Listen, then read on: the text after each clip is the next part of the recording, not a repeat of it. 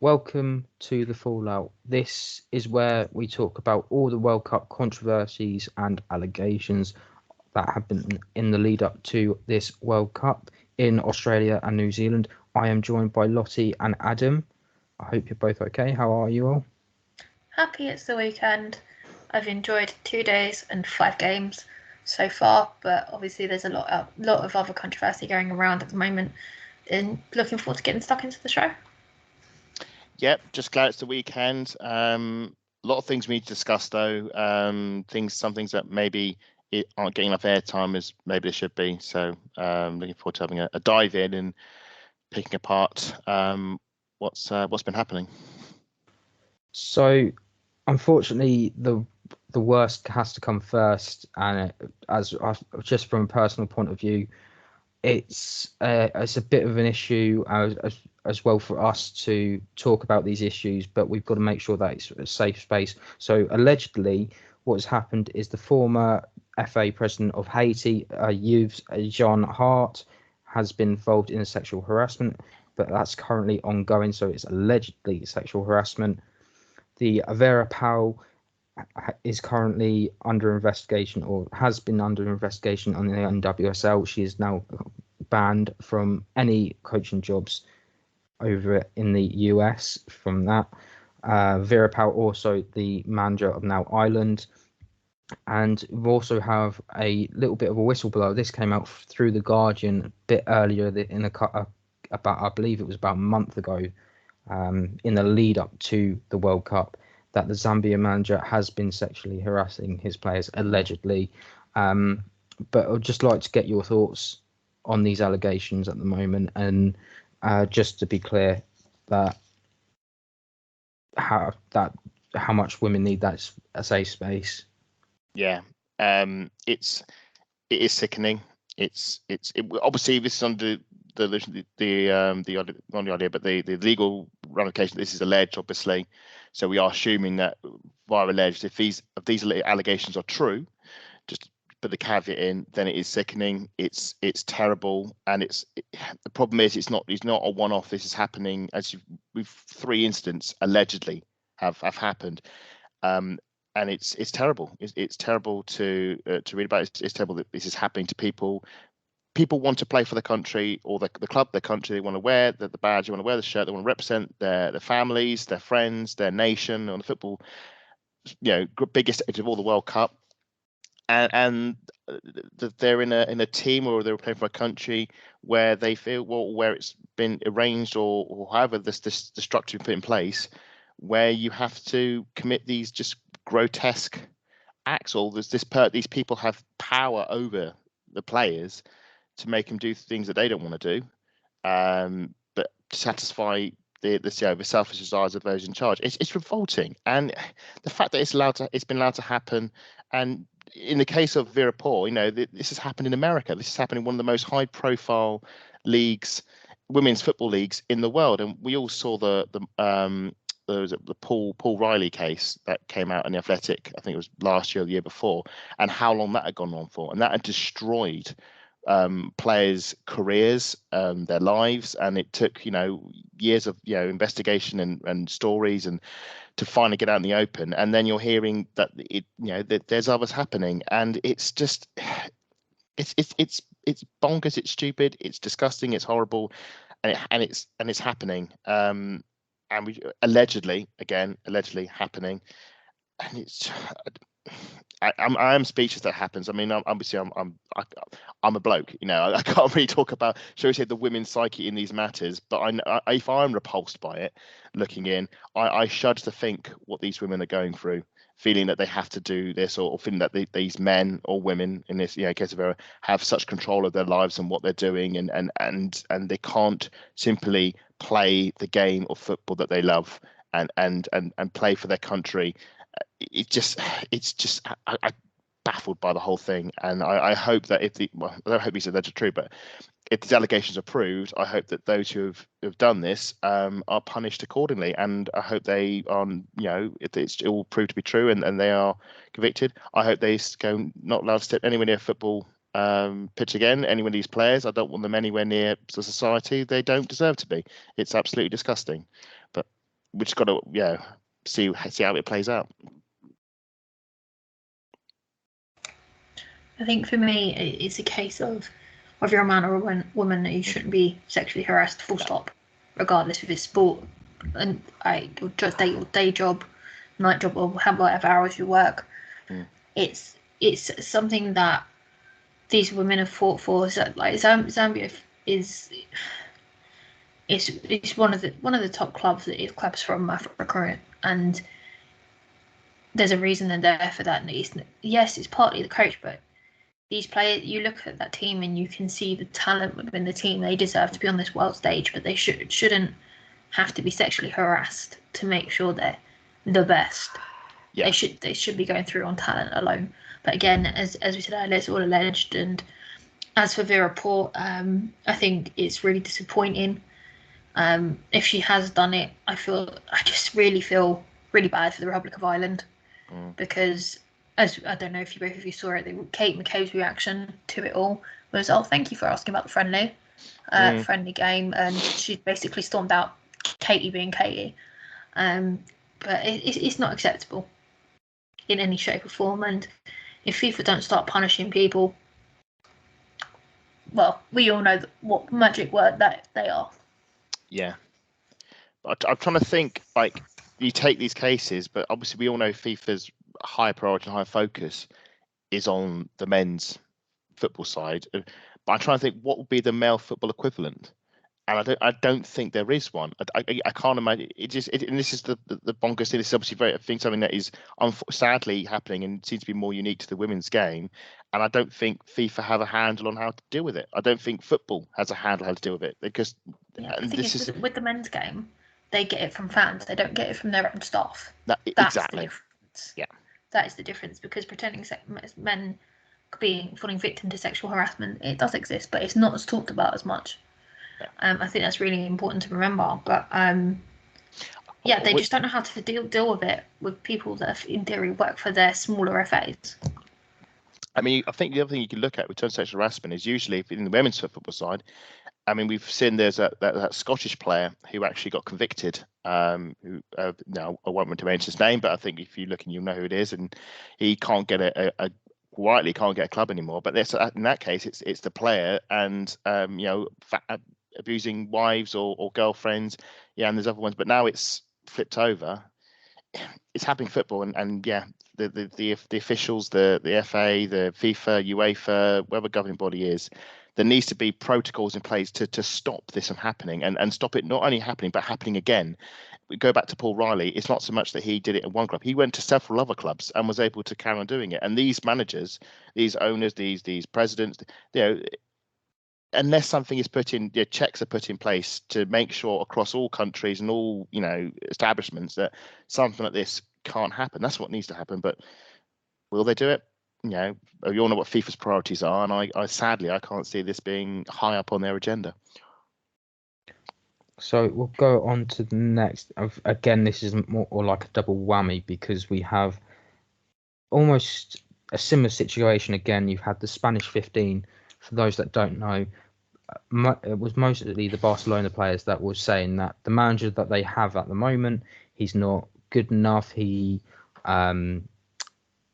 I believe that there was a few other issues that they had behind the scenes that of the way that he was treating those players, and a lot of these 15 players turned around and said that they will not represent Spain across that.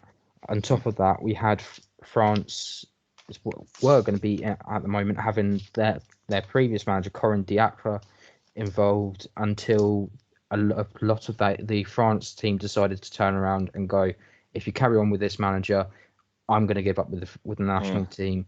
And again, it's another issue of player involvement and behind the closed doors. So would like to know your thoughts. I'll go first this one again. So I was lucky enough to speak to two people who sort of know the national teams well in Inati and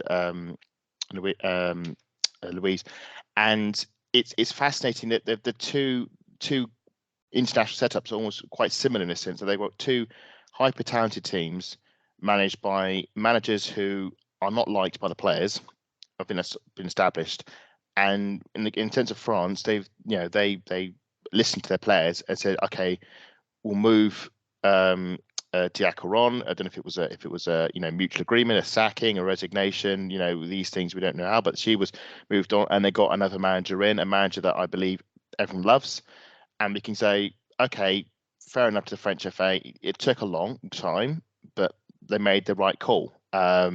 Clearly, Diaco was there and nobody liked her, and her methods are confrontational. There are players who weren't picked, like I think Liv Sommer and Henri, really talented players who refused to pick or weren't picked, and she was moved on. You move over to Spain, it's a lot more political because the Spain boss is the son, I think so, like he's the son of one of the people high up in the Spanish Federation, maybe in the president. So he's kind of untouchable. And so these players, 15 players, I've said, we've had enough. He tactically, I think we all saw the Euros in the England game. Tactically, he's incompetent. He and the management, the way the game, the team is managed, his methods they don't agree with, and in some sense, there's a sense of sort of what's the best way to describe it, but like it is well documented that the team does not have your back. There's an element of you should probably do the decent thing. But of course, no, he thinks himself above the team. And so the Spanish FA extended his contract before the Euros. So regardless of what happened in the tournament, he was sticking around. And they're just going to plough their foot in the ground at the expense of what is probably the most talented group of players in the continent, Europe. I would say the Spain team, if Spain could pick their best players and they had a manager of reasonable tactical acumen. I'm not even saying as high as Serena Wiegman, but a manager who understands the basics of football and can, put a team out with players in their best positions, knowing how to run it. They'd win the Euros and they'd win the World Cup. But they're being inhibited by their own FA, and it's madness. But it just proves that these people, but they don't. The charge don't care. They do say the Barcelona team are some of the way the players are treated, some of the best treatment in the European continent, the way that they're treated in the training and in the facilities. They go to on international duty, it's worse. They're treated worse on the international duty than they are with their clubs. That can't be right. When you're with your international duty, you should be getting the best treatment possible because you are representing your country. You can't go backwards. That's what the Spanish are fighting at the moment. That's why there's obviously these protests, and it's an ongoing conflict. It's carried on into the World Cup, and I can easily see it massively affecting their chances, unfortunately, which would be a shame. No, I'm definitely couldn't agree more with Adam there. I think again with the Spanish players, I've said this over and over again. Like their defense can be shaky. Like we'll talk about the game later. That's already happened, but some of their key players in that defensive line are missing, and it baffles me how he is so protected just because he's a son of somebody high up on the FA. It's ridiculous. It's absolutely ridiculous. Personally, for me, I don't. Do you know what? I think if Spain do go out, I will laugh. I will really, really laugh. If they don't sack him, I'll be surprised. They won't sack him. Oh, I know. Yeah. But I mean, as England fans, what's it going to take to get him sacked, though? That's the question. I look at England fans and I think, we used to have a manager who we think was picked not for tactical or because he was the best person for the job, but because he was a name that, was well known within the ranks of the FA. And thankfully, we binned off the lesser level. So it can happen, but it's just, I think it's probably a bit of ego as well, because I probably think if they sack him, it's probably seen as a slight on them as well, because he's related to, if he goes, it sort of looks bad on them. But yeah, the thing is, if that whole starting 11 plus the ones that didn't go all walked out, they'd have to do something. I mean, as soon as Wendy Renard walked out, all of a sudden, we're listening now. So it's just corruption for me personally. That is actually the major point. If someone is to work, it requires a full walkout. And so as the Barcelona players obviously walked out, but there was mentioned in commentary, a lot of the players in the team now are based in Real Madrid. So for whatever reason, the players at Real Madrid obviously felt that, I don't know, maybe it was sort of an opportunity for them, or maybe they couldn't walk out for whatever reason. I get the impression there's a lot of political shenanigans happening in Spain, and many of which we aren't privy to, because, as you say, the logical thing, if all the Spanish players felt this way, you'd be a mass walkout, and that's the only way you'd force it, is if every player stood down and just said, we're not representing the country. That's the only way they can force the issue and force him out. And then if Spain ploughed on after that, tried to have him with there's just no point after that. It's a real shame. It is a real shame, and it's because, as I said on a podcast many weeks ago when I watched that Champions League final, watched Barcelona play that amazing football, and I thought, I'm not going to see half these players at the World Cup in a few months' time. It's just madness. So we'll move away quickly from the EFAs, and this time we're going to move on to FIFA deciding that the armbands of the countries involved, they're not allowed to wear. From loads of us will remember the One Love armband that is associated, but what the FIFA have decided is to offer 6 or 7 different armbands. We've had countries, including England and Sweden, announce that if they're going to wear every single one at the same time, they could if they wanted to, but I think you get a bit of a blood restriction in the arm. Yeah. But the idea was, if they're at the final, Isn't the alternative just to give 7 players 7 different bands? Yeah, but is it not meant to be the captain's armband, or is that a separate armband? Is it just the captain's armband? Yeah. Not bad. Yeah. We could have 7 captains for a couple of games, no? What could go wrong? Find that leadership circle. It's not just that though, as well as that Australia and New Zealand did also want their Aborigine flags as well involved in the stadiums. That was up in the air, and it was only just from what I've seen in the opening ceremony and some of the stadium views, you can see some of the Aborigine and native flags of both New Zealand and Australia. FIFA have a track record on this, because we had that whole dispute with the poppies. If you remember, there was England wanted to have a poppy on, I think it was on the shirt or on their armband, and FIFA said no.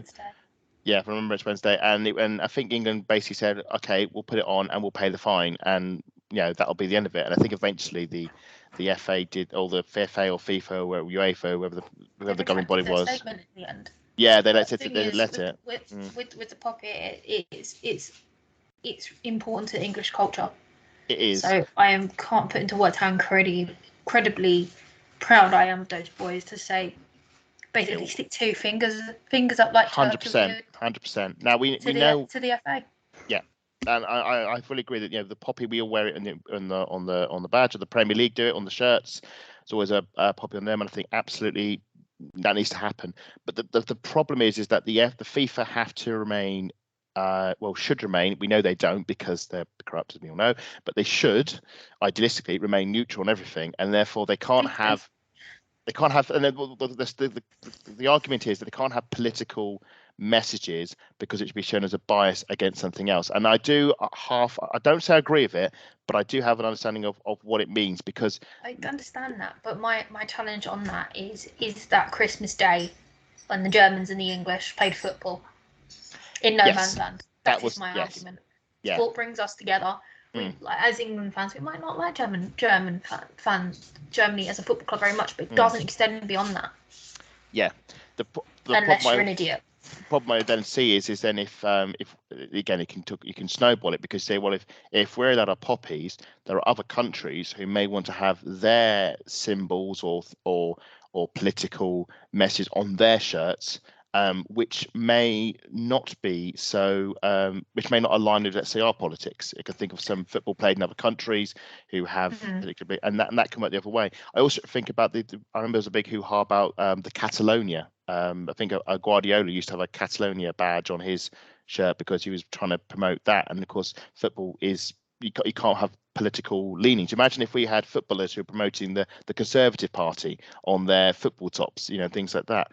it's a Yeah, very I tricky get what one. you're saying, but for me personally, the poppy is about remembering those who have died. Otherwise, Oh we yeah, wouldn't no, be here. yes, It's not political for me, and that no, is my point. but If that's it was political, I'd say no, because politics and football do not go. We all know the politicians who do get involved with football just need to be quiet. Personally, that's my point of view. But for me, the poppy is more of a remembrance and being thankful for what people have sacrificed, and people have sacrificed their lives for all of us to be where we are. Otherwise, the Germans would have took over the world. I know, I agree with that. Basically, I agree with that. And I don't mean I'm that as glad an that we insult to any German Germans, person. It's just history and it's just fact. Yeah, and I'm glad that the FIFA did back down. But I mean, fast forward to the Euros, I loved the One Love armband that we had during the Euros. It was simple, it was logical. It's promoting the most basic and greatest human qualities, which is just to love one another person. Doesn't matter who they are, doesn't matter what they are. You love them, great. But of course, such things as we saw in Qatar got completely tainted, and FIFA was very much no on it. And we had the nonsense about you could face point penalties if you wore it. And now we sort of got something The even thing worse. is with Qatar, it's also a cultural thing, Yeah. which needs to be respected. Although it might not, it's Western, these Eastern culture. As it's the age-old argument. They don't agree with it. The Western world's more accepting of it. And I think I understand why they said, well, Qatar said no. But at the same time, you need to sort of give what you take, if that makes sense. And my feeling was because we were bringing a Western sport and our Western culture, but we're bringing it to, and I say Western East, we're on a globe, I know, but on the map, Eastern culture is very different. They're very different rules. They're very different beliefs, very different culturally, very different religion-wise. And we obviously, there's a lot of the things I disagree with in terms of how they run the country, how they treat women, how to treat people LGBTQ, how they treat the migrant workers, and all that. But unfortunately, it's not up to us to govern how they live and how they run. Unfortunately, the sad thing is we were in that tournament, we were guests. And it was an awful World Cup to have. I mean, I can compare it to probably like 1913-6 in the Olympics when that was in Nazi Germany, and you think you're in a country of pure evil, but you can't go. That's the problem. That was a big thing about the whole political thing. Now in Australia, it's different. Australia is a Western outpost in the East, and you can argue that it should be all right to have One Love armbands. But no, we've got this. It's also a case of accepting different cultures that have migrated and moved into your country. I mean, UK is very accepting of everything, just like Australia is, but it's about keeping that balance and keeping warring cultures not fighting within inside you, if that makes sense. Yeah. And then we've got this weird situation where we have FIFA tainted messages, which kind of, I feel, defeats the whole purpose of it, because the messages should come from us. It shouldn't be, instead we're sort of promoting a FIFA message, which is not what the whole point of the armband is about. The armband was representative of the people, not of FIFA. So they're kind of dictating, and they're controlling the message. Fans, I know, yeah, exactly. They want to be in control of everything, and they need to remember the football is for the fans, and without the fans, there is no football. I mean, men's or women's. We saw what happened in lockdown, didn't we? We saw a lockdown. Yeah, what great fun that was. Exactly, but the thing is, people at that time, people were paying to tune in, so they were getting their numbers. But if every single fan in this world turned the back on the sport, and the players did as well, you ain't got nothing. You haven't got a multi-million-pound business. Yeah, because that's how they see it. For regular people like me, you and Matt, it's a release from the working week. Yeah. To them, it's just dollar signs and pound signs and whatever your currency is. And the thing is, these messages could affect, if it's a message that they're high investors who pump money into their coffers. If it's a message that they disagree with, they'll lose money, they'll lose investment. I'm not saying who those investors are, but we can all imagine of certain people who would maybe disagree with the messages of love and the One Love armband, and they've got to think, well, what's my priority here? Is it the money or is it the message? And FIFA, I think we all know what that is, and they're trying to find a happy medium, which I think rather exposes them as where their priorities really lie. So we'll go on to a few countries have had their own issues. I think the best one to really go for at the moment is Jamaica. They have publicly weren't able to accommodate their funding properly, they ended up having to do a GoFundMe so that they could have all the resources available. That includes hotels, flights, making sure that they had the equipment, the kits available for them so that they could all go as a team to the World Cup. From what I read over several different articles, just for qualifying, each team gets a set amount of money to do this, to buy everything, but hotels, sort flights out for individual people. Obviously, the Australians don't need that because they're at home. So again, same with the New Zealand players. Although most of the New Zealand they do their football trade outside of New Zealand, over in Europe, and there's a few in the US. But it's a question of where has this money gone? Why are they having to use a GoFundMe page when they have had qualification money via CONCACAF? I'm from right, I think it's CONCACAF. Yeah, CONCACAF. Yeah, they've qualified via that. They got the money for it. Where's it gone? Why are I know these players that I know with Jamaica, they kind of took away the team and they brought it back and they've been slowly rebuilding it again. But where has this money gone? That is the big question. That's I think I've read a similar article to you because there was something it picked up that I think FIFA or CONCACAF, each team gets a budget of I don't know if it's 10 million or 1 I can't billion or remember whatever the budget. That's why I didn't mention it. Exactly. No, I know. I have seen the numbers, and it's a reasonable chunk. I mean, it's not like they've just been given a fiver. You know, there is a serious money that is given to these different countries as a congratulations on qualifying. This is your budget for what you need to fly your players over there and put them in accommodation, and it's just mysteriously vanished. We can't really speculate for we can't cast aspersions, but I think we could probably maybe imagine what's happened, and if that were the case, it'd be very disappointing because it would show it's a misplacing priorities. Thankfully, the goodness of the public have it says a GoFundMe, have they actually fulfilled the amount required for them to do what they need? We'll just have a quick look. I mean, if they have, that's I really hope so because they're due to play France very soon. I should hope so. Yeah, well, it sounds like it's been a successful pledge, but it shouldn't be required. And it sounds they shouldn't have to be doing this at all. There were some articles talking about how England were treated back in the past, and it was all flying economy and bus travel across vast distances. Really, whilst the men were in Premier jets and all that, the women were having to go the long way around and stay in shared accommodation with all the other teams, and it was a fascinating insight. But it feels like with Jamaica, it's a flashback to the dark ages where there is just no money in circulation for what is I think it's their now second World Cup, but they've got one of the best strikers in world football in their team. There's a team. There was a time we saw they were better than the men's team. They've got the Jamaican team. Sorry, Jamaica, but the women's team is better than the men's team, and yet is not getting anywhere near the respect it deserves. I mean, in some senses, it was the flip side of it is because the public have invested and pledged to them. There is an element that we all are all invested in the Jamaica team, and so they all, in some say, represent us. Because of the finance we put forward to them. So I wish them all the best. I hope that this venture goes well for them because this is just it's madness, isn't it? I mean, the idea that you can go to a World Cup with no money at all for anything is just insane. So just to let people know, the current total is on $49,369. Their target is $100,000. So they're only not even halfway there yet. No. And nearly 1,000 people have donated. It's just it's madness. It's just absolute madness that it's happened, and all we can do is just recommend that if as many people as possible keep pledging towards it, especially if Jamaica get out the group.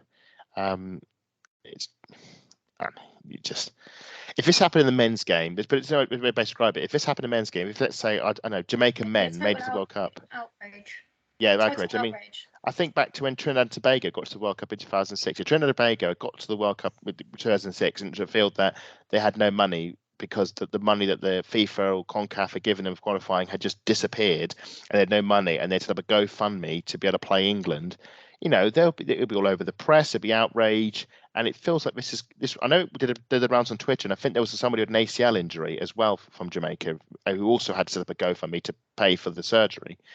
It's just how has it come to this? It's it needs more coverage, it needs highlighting. Obviously, we're doing that, but it needs bigger voice on this one, because this is just insane. And what's to stop it happening to another team as well? Another team where they get to a World Cup, they fight all adversity. Think of maybe likes of Vietnam or Morocco. Even another team maybe next World Cup is making their debut, and then it says, "Yep, you're at the World Cup. Well done, well done, everybody. There's no money for you for the tournament." It just can't happen. But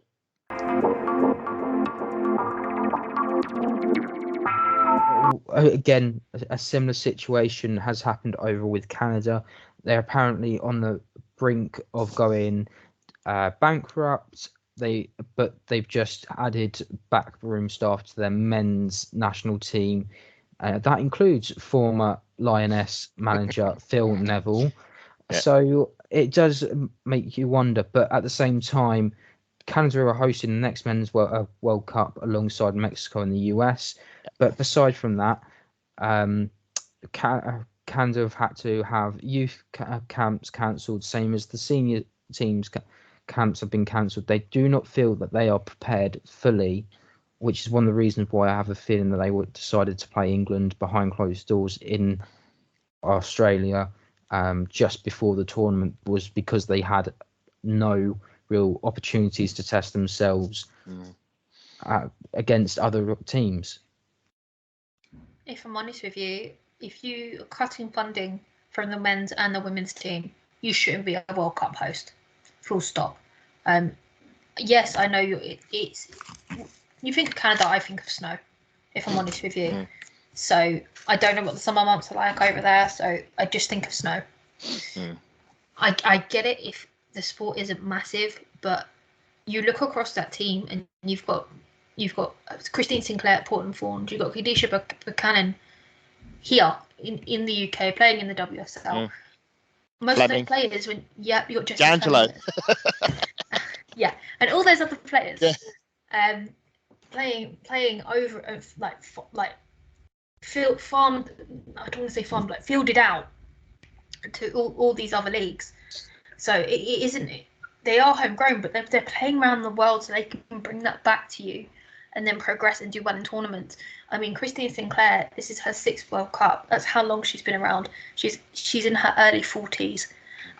She can grab a record that even Ronaldo can't get his mitts on. Do you know what I mean? And it's a sport that she loves, and she's still going, and she wants to do well. She wants Canada to do well. But if you take away that funding, you take away the chance of future generations of people who are of young women, girls that are inspired by people like Christine Sinclair, or even Georgian Hitima, Khadijah Buchanan, Sabrina D'Angelo, and you just take that away from them, and it's not fair. You shouldn't be hosting if you can't put the funding in. I had a very good discussion about this with Mariam, who everyone will know as She Scores Bangers on Twitter. So after the Euros finished, just after, and I think it might have been either the evening after or the day after we won the Euros. You may have remembered that last year. I had a one-to-one chat with her about the legacy of the Euros and what will happen with England after having successful Euros, having won the Euros. What's the future? And Mariam talked about 2015. So 2015, Canada hosted the Women's World Cup, and it was a great spectacle. The USA won, of course, and we got quite far. We got 3rd place, which we were quite happy with. And Canada did nothing with it. They had the tournament, they had the players, they had the spectacle, they had the final with USA beating Japan 5-2. It was a big step for women's football, but actually it had more of an impact of our WSL and the growth of our game at home than in Canada. Canada don't have a professional league. Canada don't have a women's football league. The players just go over to the NWSL and play there. They don't, and that's why players like Chloe Lacasse ended up in Iceland. Canada has never properly constructed a proper women's league, a WSL, to grow the brand, grow women's football, grow players, and become an entity. They've just been an international football team, and all the players play elsewhere. So they haven't built upon the legacy of what was a pretty good tournament, and now we're seeing the fallout of that, where they're just cutting back funding until there is nothing left. And now you've got players like Christian Sinclair, who, look, she's a legend, but there should have been a succession strategy for her, because there's no way a player, look, she's a legend, but there's no way a player should be playing in their 40s at a World Cup. I mean, she's great, but there should be a developing place where a young player comes in and takes a place and move on in succession. And clearly there isn't. Clearly they're just basically running this team until it reaches its end point.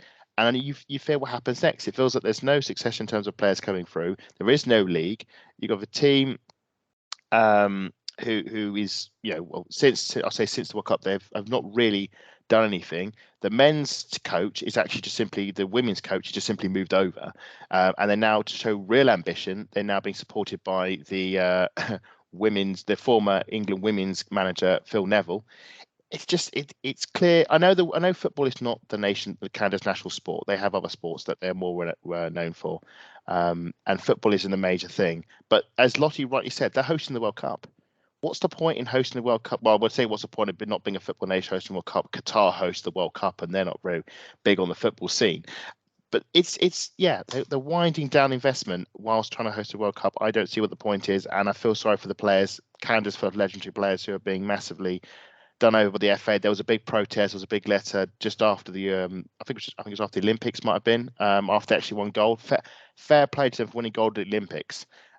That their protest against the setup, about funding, the fact they weren't getting, all these friends were getting cancelled, the funding was getting cut.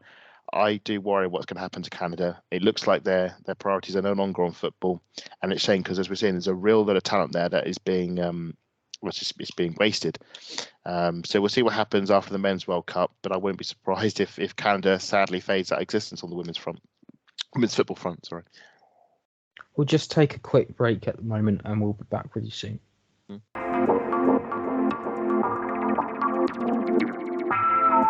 And we're back. So we've got two more to talk about before we are finished on today's show. We're going to talk about the money that's come in. Adam and Lottie have both mentioned this already, but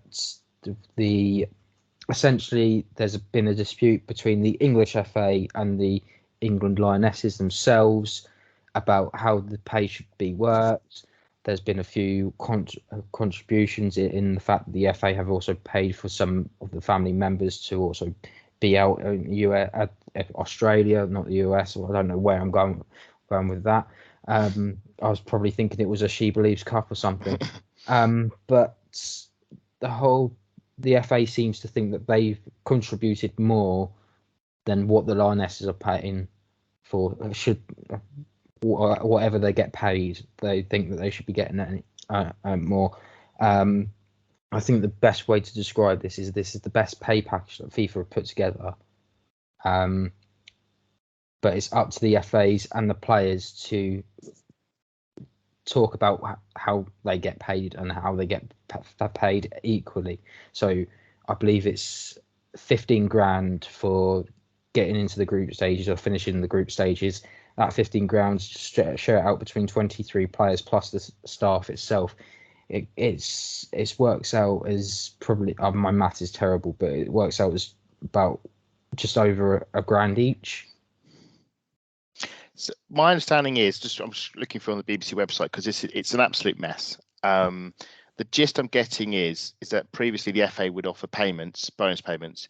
FIFA are now doing bonus payments of their own to the players, but other nations, their associations are also doing bonuses as well, and the FA aren't. The FA think that the FIFA bonuses that the players are getting are more than satisfactory, but then you look at other countries and their own FAs are almost supplementing the bonuses with contributions of their own. It does have a very bad look, because it does give off the message of association not rewarding the players for what they're worth, and I feel the players are worth trillions, but unfortunately that viewpoint is not shared by everyone. it's very political, and it's ridiculous that it has dragged on and on and on. And I'm glad that the Lionesses are standing firm on this, and they are standing their ground and saying, this is what we believe in. We're not going to be, bullied out of this. We believe in this, and you should stick by us because we just won you the Euros. And they've made change before. We saw the letter that Lotta did in the back, and changed football at schools for young girls to learn. And I think they put out, Captain Emily Bright put out a statement on this, explaining their stance, and I've actually got that in front of me. Yeah, excellent. Okay, well, I think essentially it's like they put an amnesty on it for now, and basically we'll hold fire. We'll do the World Cup. After the World Cup, we want to discuss this, and it's important that these things get sorted out, because for too long the players have been undervalued. They've not been paid anywhere near enough. Thankfully, in these modern times, so we call them that, they are getting. We'll certainly look at Arsenal and the way that the players have been treated. Then, in terms of the sort of one club method and equality, they're treated very similar to the men's in terms of the facilities and where they're flying out. And I think the England team at St George's Park, very much the same. They have the same facilities as the men. They get flown everywhere as they should. So what we were discussing earlier with the Jamaican setup and how it's the nonsense used to happen in the past. It does need resolving, and it gives a very bad sort of taste in the mouth when you think about how great the Lionesses were, and we've got a World Cup coming up, and it does feel like they're being a bit. We don't need this. It's something that should have been resolved ages ago. The FA should have got a resolution of it, seeing that there's a World Cup on the horizon, and gone, right, okay, let's just get it sorted. The fact that neither side has backed down and taken it into the World Cup, it's very disappointing. I just hope that we can put this on pause, play the World Cup. Hopefully we can win, and then when it's resolved, put it this way: if England win the World Cup, hypothetically, and then the FA say, we're not going to pay you bonuses, it's going to look very, very, very, very bad on them, and there will be a huge backlash. So I think we'll see what happens, see how well England do, and hopefully the FA can come to an agreement where the players are paid what they're worth. As much as I completely agree with you there, they would have to turn around and start paying the men for their professional games as well. And we all know how much money they get, even when not playing for England. So there's also that counter argument from their side. I'm not backing FIFA or anything, but we all know how much the men in the men's game make, and compared to what the women make. The fact that the USA have achieved equal pay is absolutely amazing. We should be doing that. But the men and the girls only get paid for friendly matches. If it's a competition, they don't get paid at all. I don't know what my question is. Where does that bonus money go to? I hope it filters down into the youth and into grassroots, because they've closed so many inner city academies, and that's where the money needs to be. I can't remember who it was I was watching. I think I saw something, and one particular player, her mum used to drive her 2 hours out of London just to go to the academy.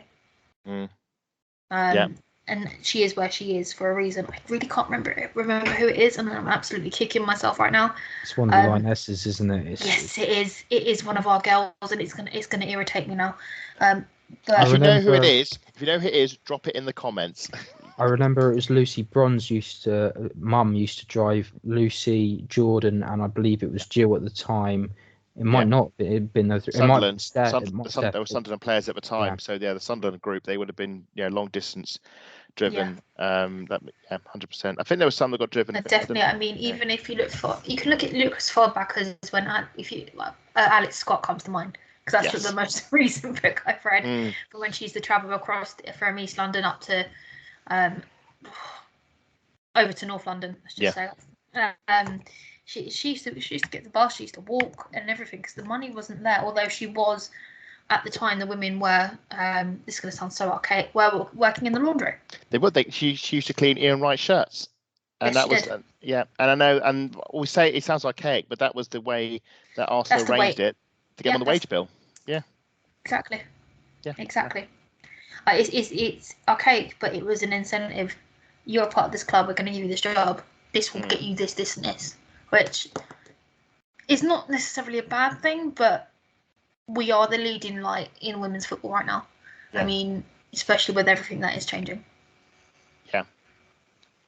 So just before we go on to the last topic, Flo Lloyd-Hughes, the very popular journalist who is out there enjoying the sunshine and freezing cold of New Zealand and Australia, Lucky has her tweet. I think it was a very perfect summary. I think the perfect way to sum up the ongoing disputes this World Cup is a general feeling of being used by their federations as general equality tick boxes, qualifying with no support or proper pay, used on posters and in campaigns but not seeing a penny. I'm glad the players are standing up for on their federations and fighting back. But at the end of the day, this is their dream and they want to play. The federations are abusing that. And this is not just like England. This is a lot of. I mean, we from what we poured over, there's so many. This federations. is around the world. Yeah, exactly. Yeah. Apart from the US have won that fight, but there's so many more countries that have to still fight for it. Imagine if the players put a message up on when they line up on the team, for the photo at the beginning. Imagine if all these teams put up message of protest against their own federation on TV cameras around the world, and basically took a metaphorical two fingers up at those thinking, look, you're messing us about, so we're going to let the whole world know, and see how they react. And then that. Make it public, pull their trousers in public, and expose, the failings of the, and that's the only way it'll happen. Because why it's all discussions and kept quiet, it can be hidden away from the press. But if you expose it to the world, but there's also the threat: if you do this, we're going to take points, you're going to get fines and all the rest of it, and that will make them back down because there is no money. But then again, it's a vicious circle, Adam. But do you have to make that sacrifice in order to make change happen? Because if they're being punished for exposing something that bad that's happening, then you have to look at the morality of thinking, hang on a minute, this is. Yeah, but we know that FIFA and their football associations don't have any morals, so. Yeah. Otherwise, we wouldn't be sitting here talking about this stuff. Well, that is very much the case, yes. So with that in mind, we'll go into the last one, which is the kit distribution. And this is mainly aimed at Nike, or if you're American, Nike. So just to let people know, essentially, Mary Earps has come out again in The Guardian, and she's just mentioned that she was really disappointed that during Nike's campaign for England's shirts, she wasn't there. You saw Chloe Kelly, you saw Lucy Bronze, you saw the usual lionesses, but Mary Earps wasn't there. And now you can't get a goalkeeper shirt, a lioness goalkeeper shirt. You can't seem to get. Bear in mind that you can barely get some of these shirts at all in some of these places either. You look at somewhere like the England store, they're selling them, but they won't sell them to the men's because the men's shortage has gone. So if, for example, Lottie's got the away shirt, I won't be able to get that anywhere at the moment, nor would you, Adam, if you would want that. But if you wanted to pay £129 with just Lotte Weber Moy or Moy on the back, then I'm actually really upset with England store with that. How dare you? At least put some respect to Lotte's name. She should be running the country. It is funny in terms of the stupidity, but it's infuriating because of this is basic. I mean, I can understand if it was maybe just an accidental typo on a shirt, on let's say on a basic football club, but this is the England setup. This is the top. This is the best, and you have put the surname Moy on Wilbur Moy's name, and then not bothered to do the goalkeeper jersey at all, who, let's forget, was rated the best goalkeeper in the world in the FIFA rankings. She's one of the best goalkeepers of the tournament. She's brilliant for England. Imagine not being able to pick, David Seaman's goalkeeper jersey or Peter Shilton's goalkeeper jersey, if that was the case. Or Gordon Banks, legendary keepers. But no, we kind of Mary Earps. And we should say this is not limited to England. I mean, I'm trying to get football shirts on the Armoury. We don't have the WSL font. You can't get The thing is, it's so basic. Thing is, we've been chasing that deal for this particular pay for about 6 months. Why not just call up Man United and get them to send their font down? Yeah, it's mad that we can't get just the whole thing is madness. I remember there was a whole thing when I know at the moment you can't even get the cup font for the girls. You've got to wait. I'm sitting here waiting to get my shirts printed.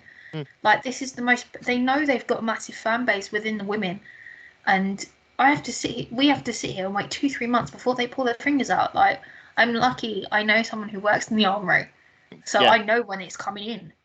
So I know how long I've got to wait before I can get my shirt printed. I'm hoping I get it printed before that first Liverpool game in Block 3. I know someone who's, I think a few years ago when we had that marble away strip, someone was trying to get, I think it was a Caitlin Ford shirt or something like that, and they wanted it in the cup font with her name, and you could get it with the men's cup font on. Arsenal, no, you couldn't get it. I went over it 2 years. We've got to get the systems in place, and think, you go in. It was just I think it was just during lockdown and all the supply chains. All you got to do is just order the alphabet, like just absolutely tons of vowels. Like just order the alphabet, and then what you don't use, you keep in case someone asks for it. I mean, someone I know has actually got the Premier League gold font we used to have on the back of last season's away shirt, and it says Dennis Bergkamp. Yeah, one of my funniest ones. First ever football top. This is a tangent. Yeah. I've had issues with tops before. This was men's. This is men's football. I went to the Armoury, got my first ever Arsenal top. I was very proud. I said I wanted to say Salter 23 on the back. Took it to the Armoury, put it under press. Oh, we can't do that, Mr. Salter. We've run out of E's. So, well, what do I do? It's like, well, luckily we've got a sister shop by the tube station. They've got E's in stock there. So if you go round to them, they'll do the print for you. So I had to go over the Ken Fry's. They don't have that anymore. They can't. No, that flagship store's gone. So the one, because I know the one at Finchley Park's gone, but the one that by the tube station's gone as well. So they're only at the Armoury now, are they? As far as I know, you can only print at the Armoury. Oh, there you go. That was it. Yeah. So this was back in 2013. This was 2014. Years ago. Yeah. So it's a global problem. These print things, and the fact that you can't buy a goalkeeper jersey with the red Erbs back is just stupid.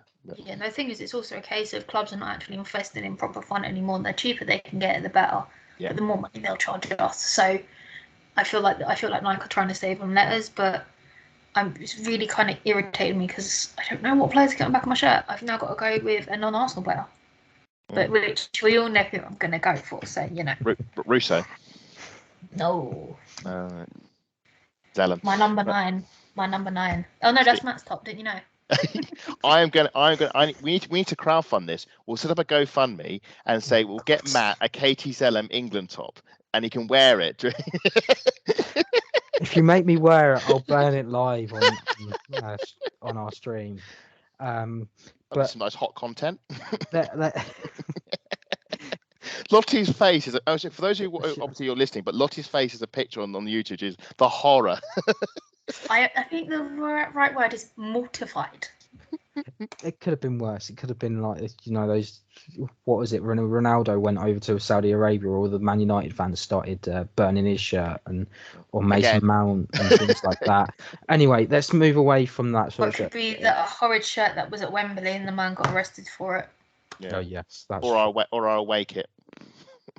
But it isn't. Do you know what? It's not growing on you, is it? It's not growing on you, is it? No, but the story behind it is. Oh, the Islington map, is that right? And that is all I'm going to say. Yeah. Okay. All right. Fair enough. It's not just It's not just limited to the England, and it's a lot of the Nike shirts as well.